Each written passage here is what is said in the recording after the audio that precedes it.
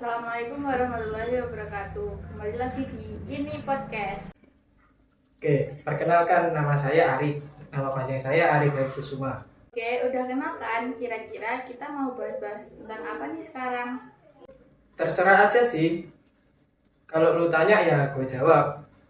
Gimana kalau bahas tentang seni rupa aja? Seni rupa ya? Boleh juga. Menurutmu apa sih seni rupa itu?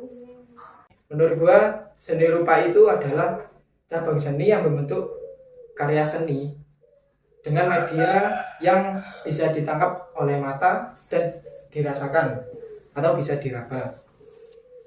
Seni rupa itu bisa berbentuk 2 dimensi atau berbentuk 3 dimensi. Terus dalam seni rupa itu ada aliran-alirannya.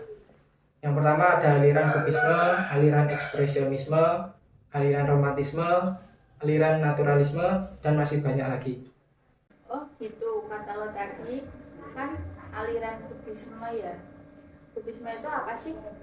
Jadi kubisme itu aliran seni rupa yang ngebuat beberapa sudut pandang dari suatu objek tapi tetap masih dalam satu gambar atau satu lukisan. Terus dari aliran kubisme ini ada jenis-jenisnya enggak?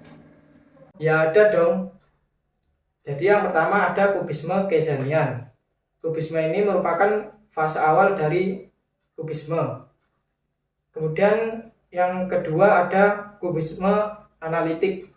Disebut analitik karena pada saat itu kubisme berkembang dengan cara yang sangat sistematis. Kemudian ada yang ketiga, yaitu kubisme sintesis. Kubisme ini intinya fase yang dimana disebut sintetis karena adanya penggabungan benda non-cat pada lukisan. Kemudian yang terakhir ada kubisme kristal. Kubisme ini adalah bentuk penyederhanaan dari berbagai kubisme yang sebelumnya, mulai dari kubisme Keyssenian, kubisme analitik, dan kubisme sintesis. Wah, banyak banget ya ternyata aliran kubisme ini. Ciri-cirinya kayak gimana sih? Jadi ciri-ciri dari kubisme ini antara lain yang pertama menggunakan beberapa perspektif sekaligus dalam satu gambar atau satu lukisan. Kemudian yang kedua melakukan deformasi dan dekonstruksi. Kemudian yang ketiga menyederhanakan objek jadi mirip bentuk geometris, kayak hidungnya lebih kayak bentuk segitiga gitu. Kemudian yang keempat mengeksplorasi terkait bentuk terbuka. Jadi yang kelima menggunakan benda sehari-hari yang untuk dijadiin tanda abstrak. Kenapa kok dinamain aliran kubisme kalau boleh tahu? Aliran kubisme itu asalnya dari komentar kritikus Louis Vauxhall ketika melihat beberapa lukisan Georges Braque yang dipamerkan di Paris.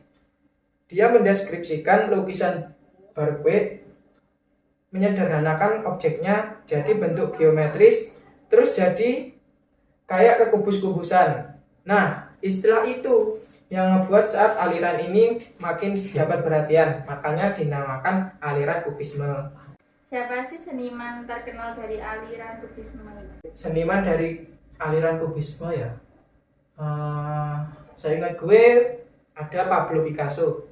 Dia seniman yang dominan dan berpengaruh pada abad ke-20.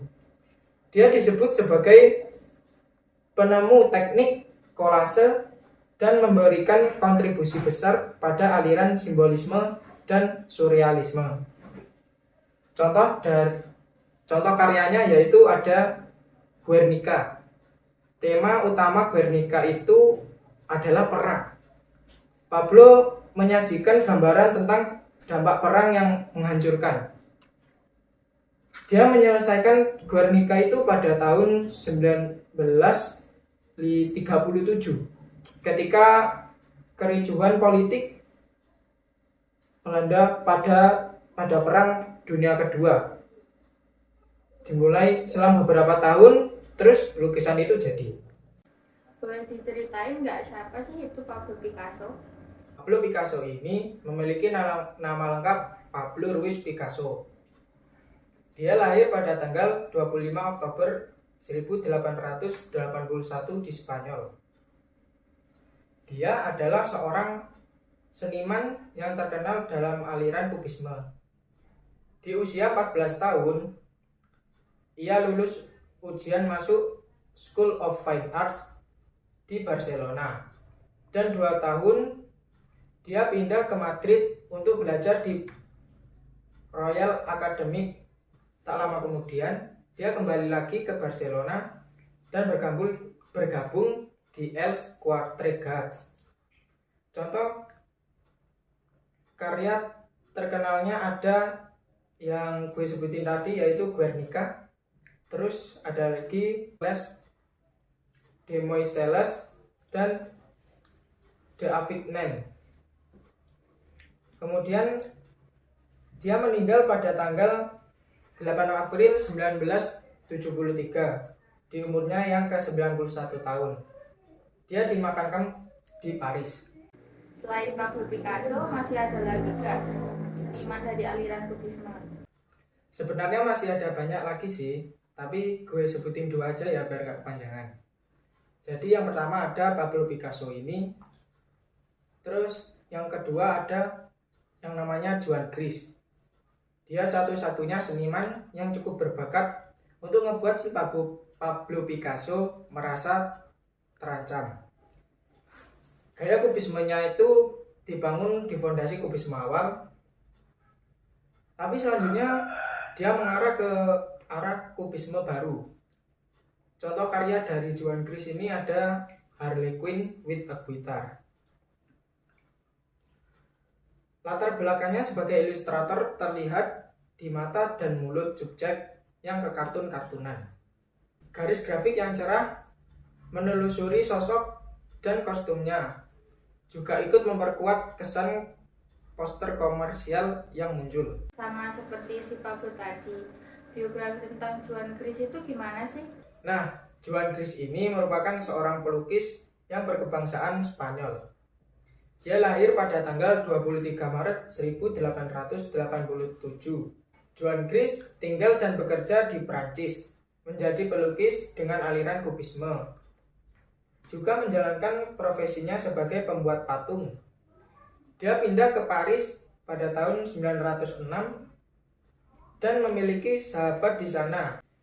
Sahabat-sahabat terbaiknya adalah Henri Matisse, Georges Braque, dan Ferdinand Lotger. Joan mengembangkan beberapa gaya kubisme, salah satunya adalah gaya kubisme pribadi. Dia meninggal pada tahun 11 Mei 1937. Dari yang lo sebut tadi, seniman luar negeri mulu dah. Yang dari Indonesia ada nggak? Kalau ada, contoh karyanya apa? Seniman Indonesia ya? Ada kok. Jadi yang pertama ada Mohtar Apin. Mohtar Apin adalah seniman lukis yang berbakat di Indonesia, dan dia mengajar di ITB jurusan seni rupa. Kemudian dia itu pernah dapat penghargaan dari Eropa dan Australia sebagai tokoh aliran kubisme. Contoh karyanya ada Legong Dancer, Ambang Pintu, dan masih banyak lagi. Kemudian tokoh Indonesia dari aliran kubisme yang kedua ada Ahmad Sadali. Sama seperti Mohtar Apin, dia dikenal sebagai seniman yang berbakat dari aliran kubisme. Contoh karya dari Ahmad Sadali ini ada Gunung Hitam Putih, komposisi ruang, terus ada objek keriput merah jambu, dan masih banyak lagi.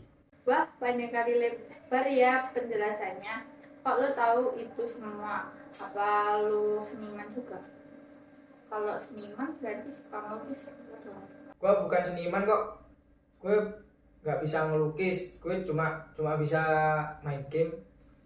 Gue tahu itu semua ya karena sekedar tahu aja, tapi kalau dibandingin sama orang-orang pintar yang di luar sana ya masih kalah jauh lah. Ya udah, makasih mau datang ke podcast ini, mau ngejelasin panjang lebar, pasti capek. Jangan lupa like, comment, and subscribe tetap di ini podcast.